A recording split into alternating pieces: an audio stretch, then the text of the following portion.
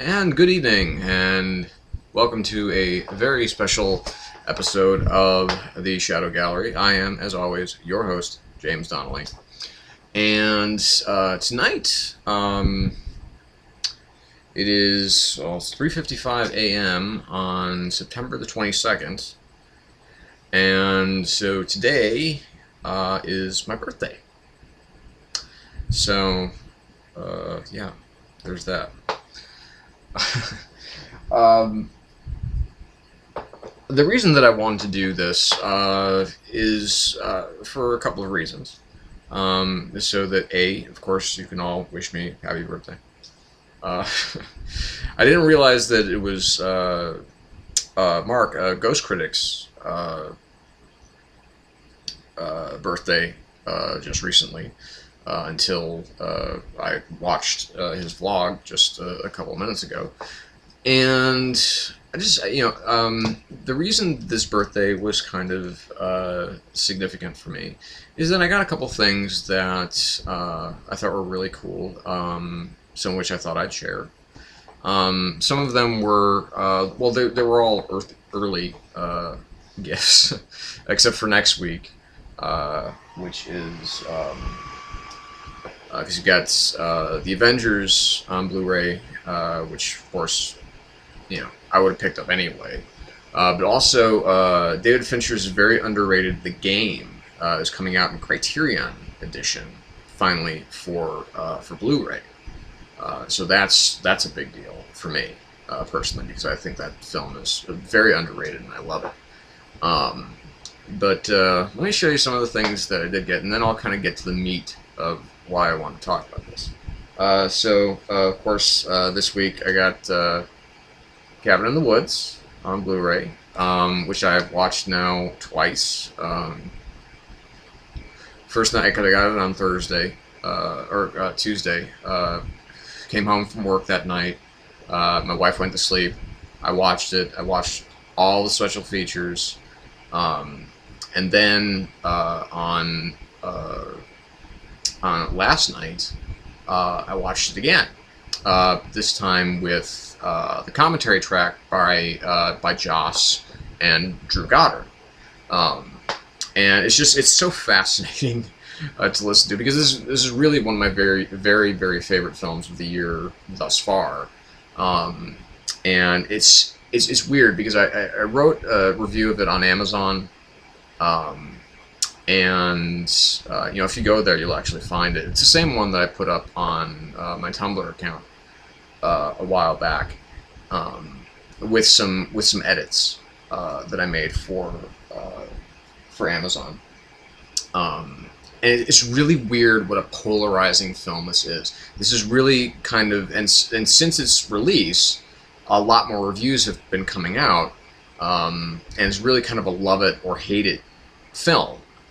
There's not very kind of in between. There's much more loves than there are hates, but the haters, I mean, it's such stupid crap to me. It's like, really, because most of the comments are it's CGI trash, or that it's totally predictable, which two things are just very easily dispelled.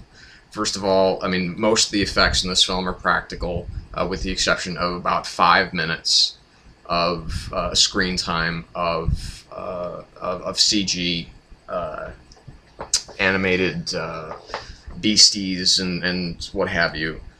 So there's certain things. If you haven't seen this, and if first of all, if you haven't seen it and you're a true horror aficionado, you might really like this. If you haven't seen it and you're a really big Joss Whedon fan, you'll love it. Because it really kind of subverts the genre, and if you're not a big fan of Buffy or Angel or Cloverfield or Lost, which Drew Goddard obviously worked on, and or if you are kind of a casual horror fan, in which, well, what I see. What I expect from a horror film is A, and this film gives you A and B,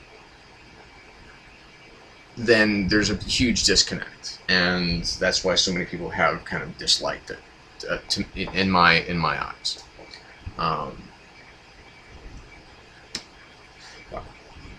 Burnt out. Okay, so then the other thing, this of course is a huge deal to me, because if you look back over here, you'll see my indie poster from my little mini indie poster from when I went to see Raiders of the Lost Ark in IMAX when it was out, just not last Friday, but the previous Friday. And of course that was in celebration of this, the Indiana Jones release of the complete adventures on Blu-ray. So you see it has this very nice slipcase edition where it's has like a book. It opens up. You have your Andy. And you have here's the first case with Raiders, the Blu-ray in there. Here you have Raiders. If you don't know already, and if I need to remind you, this is in my opinion the greatest film ever made. This poster right here, which you see, I have this poster. I have the original. It's framed. You can't see it because it's not in the field of vision of this particular camera on my computer, on my desktop computer, because this is built into the monitor, so I can't turn it, which is why sometimes you'll get, you basically get the same angle every time. And I do have one on my netbook, but it sucks, and I don't want to use it. So you got Raiders, obviously you got Temple of Doom, which is really still a really fun film, despite how not good some people consider it to be. You have, of course, Last Crusade, which is a great film, a little problematic at some points in time, but still a great film. And here you have Kingdom of the Crystal Skull. Now look very closely. See, now you see in the previous installments that you see the discs here, right? Well, this one's missing. You know why? Because I gave it the fuck away. As soon as I got it, as soon as I opened up, I was at work, I had it in my bag that I bring to work that has all my work stuff in it, and I gave it to my boss. I said, "Do you have a Blu-ray player?" And she said, "Yes." It's like, "Would you like a copy of Indiana Jones and Kingdom of the Crystal Skull?" And she said, "Sure, why not?" I'm like, "Here you go, on me. It's free, because I don't want it touching this collection of otherwise excellent films." And then, of course, here you have, sorry, not there, but yeah, here. You have the bonus feature disc, which is also Blu-ray, in which you have all of these, a lot of new features, basically this whole thing of the behind the scene, on the set of Raiders of the Lost Ark, where you do see the actual fight choreography being practiced for what was supposed to be, of course, the grand sword versus whip fight in the streets of Cairo, which of course never happened because ultimately, Harrison was just way too sick to do it on the day of, and they just figured, what would be really awesome is if we just showed him blowing the swordsman away, just like an I haven't got time for this bullshit kind of thing, which is one of the great stories about this film, about Raiders of the Lost Ark. I love it because that's easily the funniest moment of the film. And so, and you have all the credits here. So, lovely set, just, and since it was purchased at Target, it also came with these 5 collectible lithographs that come in this nice little envelope here. And I'm going to do something for you today, and I'm going to show you these lithographs. So here we have the first one, which is basically a reproduction of the poster that's over there. Again, this is just basically commemorative for the collector's edition lithograph. You have the original, excuse me, computer's misbehaving. You have the the second one, reproduction of the second one sheet of Raiders of the Lost Ark, which has all the characters and everything like that. The one that I have, the one that was in the book, that was the original one sheet, which I got for my 15th birthday, which was back in sometime in the 1500s, I believe. I'm older than I look, really. You have, again, I do have this poster as well, of Indiana Jones and the Temple of Doom. Not the one that's actually in the booklet of just him standing there with the machete and everything like that, but actually this one. And it was just kind of a cheap reproduction. I bought it because I wanted to, kind of get my collector's set, because I had already had this one, which is for, of course, Last Crusade. And there was only one sheet. 124 by 70 one sheet that came out for this, and I of course got this one on the day that it came out. Actually, we went to go see the first show. They were actually selling the posters in the concessions area at the theater that I went to see it at. And then of course we have Kingdom of the Crystal Skull. Now here's what I wanted to show you.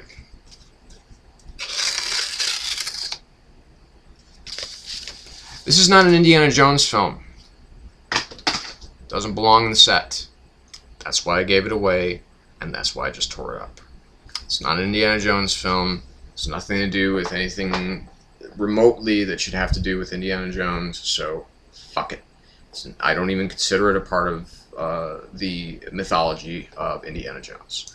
I've just basically discounted it. The only way to watch the film, I don't know, you people overseas who might be watching this, I don't know if you have RiffTrax over there. I'm sure you do, or sure you probably have access to it. RiffTrax is basically a lot of the guys from Mystery Science Theater 3000, which I'm sure you've probably seen or at least heard of, where they're talking over the film and so on and so forth. That is the only way to properly enjoy a film like Kingdom of the Crystal Skull, because it's such an awful, terrible, horrible film. It really is bad. And I'm not just saying that because I'm such an Indiana Jones geek, but because it really, truly is a not good film. Moving along, this was really neat, which is have the big time Spider-Man Marvel Legends. This was supposed to be the actual original figure. This was supposed to be the standard figure with this guy, basically this is kind of the Future Foundation. They're kind of their riff, on the Future Foundation costume, the black and white, and it's awesome. This is a great figure. I love it. I actually kind of like it better than this design. But this one was supposed to be the chase figure, or the quote-unquote variant figure, and this one was popping up all over the place, and it was really easy to get. And this one, as of like 2 months ago, was selling for $170 on Amazon. But they started releasing them not as just direct sales like they were doing with when it first started. At least here in the United States, they were just releasing them to comic book shops. And that's why this figure was so goddamn hard to get. So they started finally releasing these just to regular shops. And so you could actually score some pretty good deals on this figure right now. So I feel bad for whoever bought this at $170, because you can get it for like $15 now. If you go to like ToysRUs.com, it's selling for $14.99. So it's kind of a big fuck you to everybody who bought that and was like, oh, I have the the greatest thing of all. This is just kind of neat. It's kind of fun. I actually had this figure for a while, back when I was not married. But here is the Shadow from when the Shadow film came out in 1994. So this is basically, got the nice flowing real cloth cape, something you don't see much anymore with action figures. And you have the twin 45s, and then you squeeze his legs together and it's a lightning draw shadow.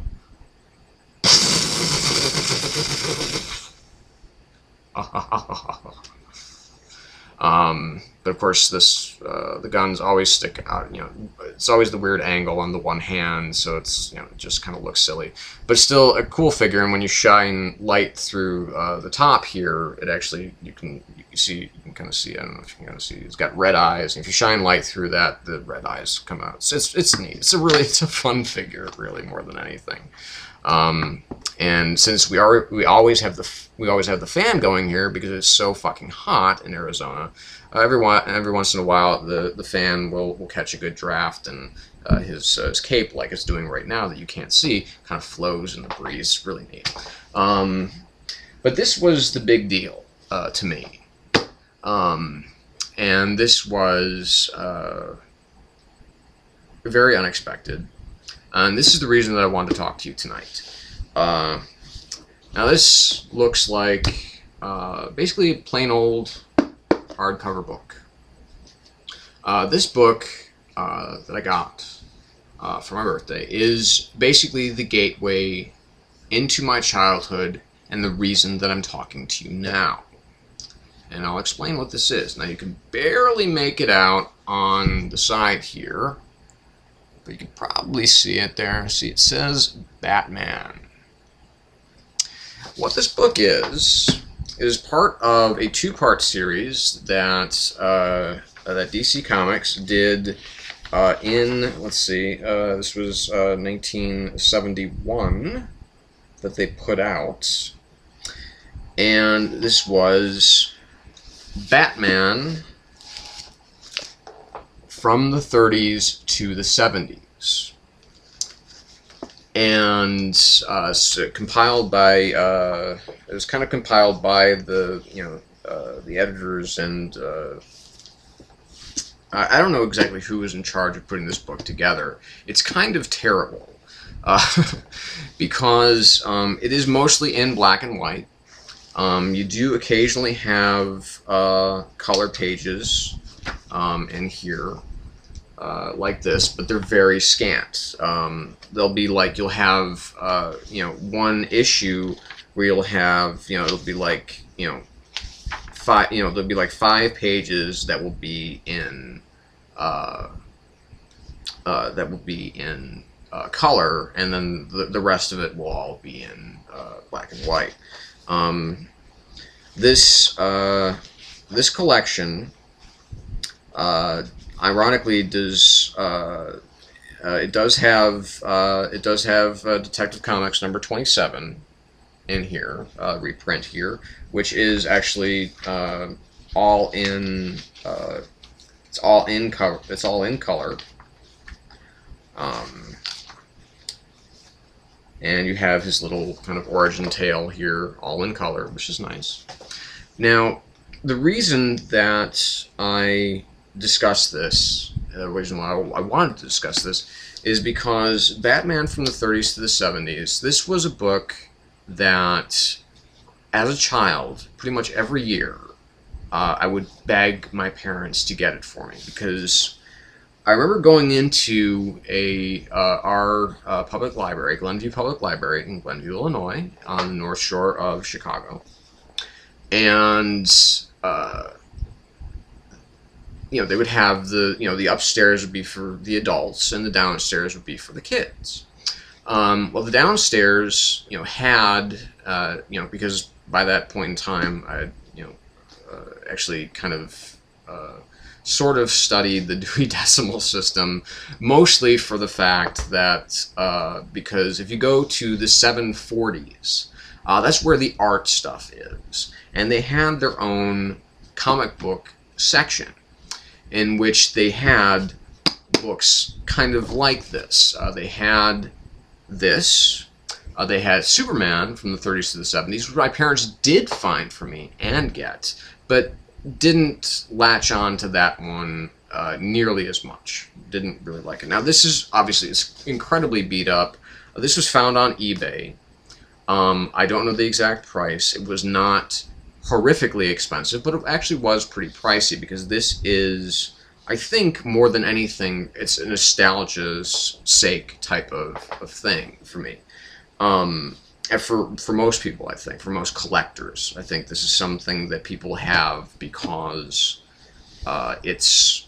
because it is very rare, and it is kind of, like I said, it's kind of a gateway into a lot of people's childhood.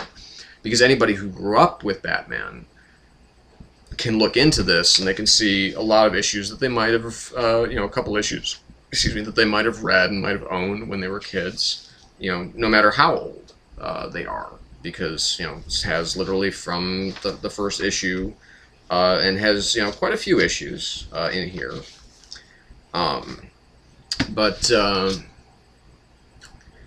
The reason, like I said, that this is so important to me is that like the library had, for instance, it had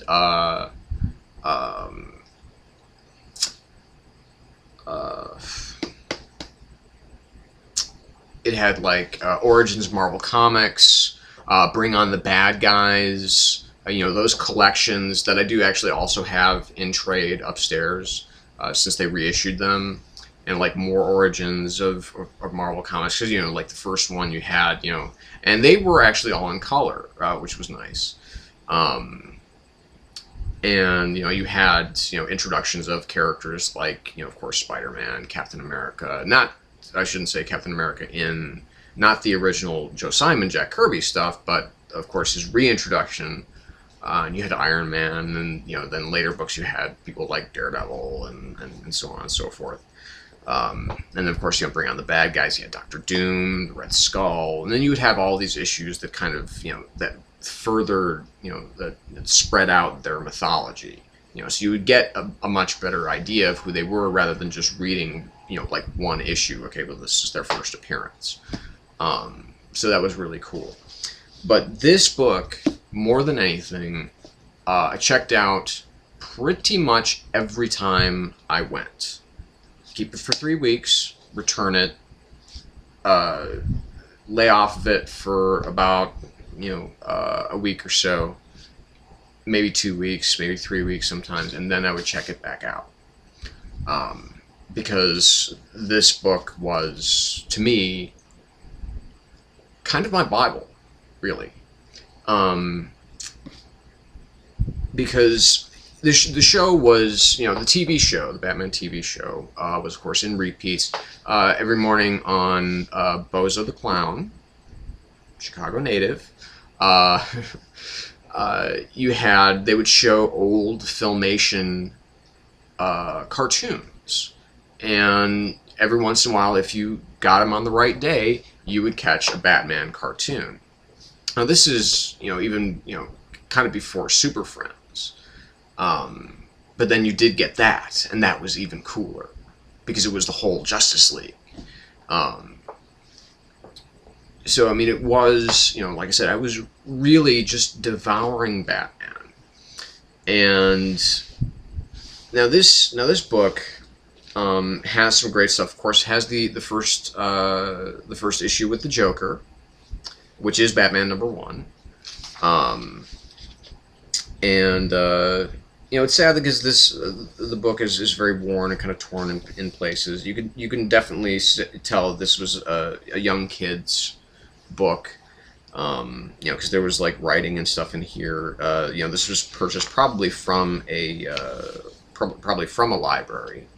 That was something I always kind of wanted to do too. Was that I wanted to just keep it from the library and just have them fine my parents or me. But they wouldn't let me do that. So, and the ironic thing is that I lived elsewhere in the Chicagoland area, and I got a library card there, and lo and behold, they had this book. Because Glenview Public Library, after, I don't know, about 6 or 7 years, until I was about 10, or I think like when I was like 10 or 11, they actually either someone did actually do what I was thinking about doing, or they just took it off the shelves because Batman from the 30s to the 70s was no longer around. But anyway, so just kind of moving along. So yeah, like I said, you have the first, appearance of the Joker. You have the first appearance of Alfred Pennyworth in his original state, which was much more of a, he kind of was a wannabe Sherlock Holmes. He was portly. He had, he was very English. It's a really silly and kind of stupid one. You have then some other Bob Kane, Bill Finger stuff in here. It's weird because it kind of skips around because you have like the older issues, then you have some of the newer issues, then you have some of the older ones again. Like this is the one with Dr. Death. And then of course you have the Origin of Robin issue, where in a rather blasé fashion, Robin kicks a man off of a girder and basically to his death. And you do have some of that within this book. As far as the killing is concerned, a little bit. You have the first appearance of the original Clayface, Basil Karlo. You have the first appearance of the Riddler. You have the first appearance of the Red Hood. Right here, of course, kind of tying into where we are now in Batman, or at least the Zero issue of Batman. And then you really get into the craziness of the kind of Silver Age, where you have the origin of the Batcave, kind of the pseudo introduction to the League of Batmen. It's like Batman in the 50s. You can see just from the covers here, if you can really make them out, they've got some really weird shit. Of course, here's Batman and Robin flying into space, and that's the version of the moon, and there's a kind of Tarzan ripoff, and you have some Kurt Swan stuff in here. That basically sort of world's finest stuff, and then you've got Two-Face, not his origin, but kind of a telling tale about that. And you've got basically Batman gets the bends, and it's like I remember, Batman, it's like Native Americans are the whole origin of the Batcave thing. They're Native Americans, and he puts this red stain. Bruce Wayne puts this red stain all over his skin, and just crazy shit. We have the first appearance of Ace the Bat Hound. We have Batmite stuff in here. Of course, we have the first appearances of the original Silver Age Batwoman, the Kathy Kane Batwoman, as opposed to of course she would eventually develop into the Kate Kane character, and that we'll probably talk about a little bit more. And then we get into the 60s, where there's some more there's some more Batmite stuff. There's the second Batman and Robin team, which is the children of Batwoman and Batman, and of course Dick Grayson is now Batman, and their son Bruce Jr. is Robin. Of course, in here you have Bet. Where you have Betty Kane, of course, making her appearance, first appearance as Batgirl in this issue. Of course, these were analogs that were designed post. And like I said, I'll talk about it later. I've written kind of an essay on this. And then you have this kind of Prisoners of Three Worlds, which was also kind of a lead. This was like the Robin Dies at Dawn stuff, which eventually. Again, if I hadn't read this book, I would have had no fucking clue And there's the greatest Batman stories ever told, which is a much better quality book than this because they're all in color. It's a little bit more expansive, but doesn't quite take my breath away as much as this one does. Because I read, and then we have Batman in the later '70s, the later '60s and the early '70s, where we have basically Frank Robbins and Irv Novick and Dick Giordano doing the art, and there's we have a lot of detective work going on here in these issues. And then you have some Carmine Infantino stuff, which is the $1 million debut of Batgirl in this particular issue, where they go up against Killer Moth. And then, when we get just a little bit further, after this particular issue with the introduction of Batwoman, we have 1969, the very first Denny O'Neil, Neal Adams issue of Batman. If I'm not mistaken, I believe this is their first issue together. And it is one of my favorite single issues of Batman ever, and that is The Secret of the Waiting Graves, which is, if you ever have the chance to read this issue, it is extremely dark, it is very frightening, and it is beautifully drawn by Giordano. And then we have, for instance, we have Frank Robbins and Neal Adams teaming up for basically the creation of Man-Bat, and this is actually the second part in a 3-part story of Man-Bat. Well, not the second part, but this is the first part in a 2-part story. I finally read the second part years later, because I always wondered what happened to Man-Bat at the end of this particular issue, because it seems like he's going to die.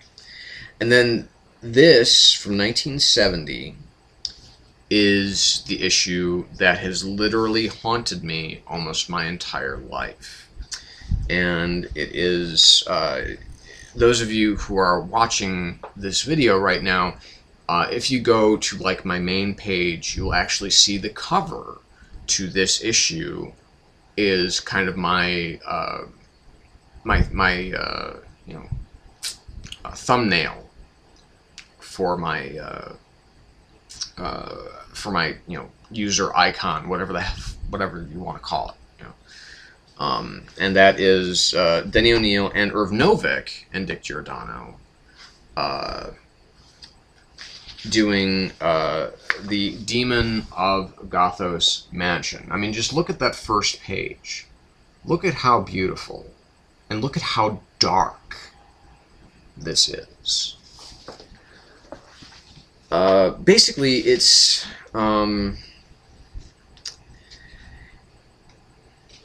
this was kind of to me, it was kind of a seamless transition from artists from Adams to Novick, because their styles were very similar.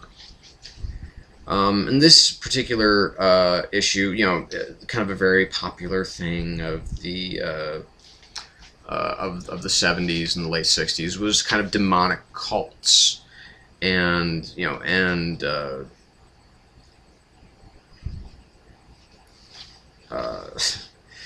you have Batman in probably one of the most absurd escapes he's ever done, but it's so terrifying because he's actually being hung, and there's a torch on the wall, and he actually tenses up his neck muscles and swings back and forth, grabs the torch with his feet, lifts his legs over above his head, and burns down the rope. And the whole reason that Batman gets into this is because Alfred's niece, Daphne, has been taken. She's to be sacrificed by this cult to the demon Balak. But along the way, there is basically this strange woman that helps Batman in what he needs to do. You know, as far as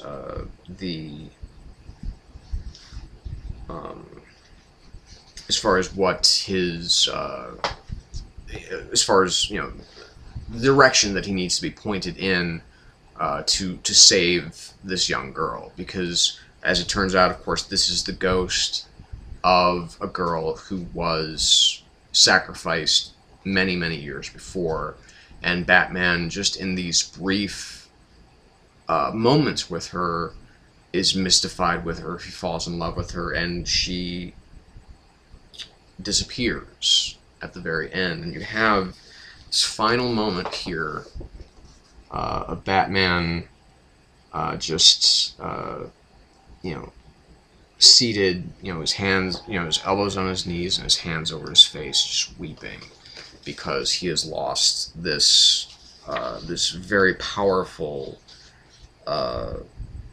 love, because of basically her kind of, you know, this kind of innocence that she was. And, you know, he actually says, you know, I don't understand why I'm feeling this, but I'm feeling this overwhelming sense of love, as he, well, in his inner monologue, I should say. That issue, because it was so dark and it was so frightening, and it was, I mean, it was really terrifying, because you had all this, you know, demonic cults and, you know, ritual sacrifices, and so all these things. Those 3 or 4 issues that are at the end, the 70s stuff, and of course some of the original issues, you know, the first appearance of the Joker, the Clayface issue, which is really, really good. I mean, it's not brilliant, you know, it's not the standards of what we would, you know, think as, oh wow, this is, you know, just unbelievable, you know, that we have kind of today in the, you know, in our current age of comics. But I mean, you know, even the Bronze Age, I mean, just it is interesting to watch the evolution of the book and kind of the de-evolution of the character as it goes through the years, because obviously you had this period in the 50s and the 60s where comic books were not selling very well, and they were forced to kind of take on, you know, some of the EC stuff, you know, not the Tales from the Crypt type stuff, which of course was brilliant, but more of the kind of weird science, you know, with the space stuff, them going to space, them going under, you know, going under, and basically just a lot of filler. It's really the best way that you could possibly put it. There's a lot of filler issues in here. And so, yeah, but this book, this is why I read comics to this day, is because this book keeps coming back to me, and the character of Batman keeps coming back to me, which is why, you know, I have such an affinity for Batman, and not just because he's the greatest character that has ever existed in comics, I think, but also because there is a very heavy connection for me with this character through this book. And that's why I want to talk to you about it, because, you know, everybody, they kind of talk about, well, this is the issue that got me into reading comics. You know, like, they know it. Like, it's just off the top of their head. They just know it. And I don't know how people do that. But I can at least point to this book, for good or for ill, of course. I mean, it's for good or bad, these issues that are contained within this binding represent many years of my childhood, and of course many years of me learning to love comic books, and ultimately led to my beginning of collecting comics, to actually going to comic shops bookshops and picking up comics from them and seeing, not just on the spinner racks that used to be in the drugstores and so on and so forth, but in, they had, back issues, and they had all this magical stuff around them that tied into comics, merchandise and all this stuff. And it was like stepping into another world. Because the first time I did that was, I think, 1988 or 1989. I remember the shop that I first went into was a shop called Moondoggies that no longer exists. They were actually going to have Grant Morrison and Dave McKean in the store when Arkham Asylum came out. And I, as a young reader, had no idea who they were. I didn't care, and I didn't go. And it's funny because I bought it the next year after it all came out and everything like that, and just was like, God, I'm such an idiot that I didn't go that day to get the original copies and get Grant Morrison and Dave McKean to sign my copy. But yeah, that is this book.